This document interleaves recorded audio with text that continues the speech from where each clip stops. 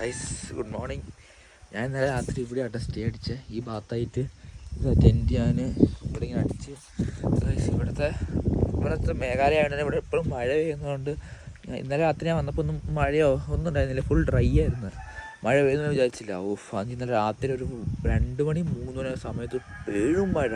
അപ്പോൾ മഴ എന്നൊക്കെ പറഞ്ഞാൽ വെറും കാറ്റും മഴയും. ഞാൻ ടെൻറ്റിനകം ടെൻറ്റൊന്നും നനയുന്നില്ല, പക്ഷേ ഫുൾ മഴയായിട്ട് ടെൻറ്റൊക്കെ പറക്കുമായിരുന്നു. ആ ക്ലിപ്സ് ഞങ്ങളിപ്പോൾ കാണുന്നത്.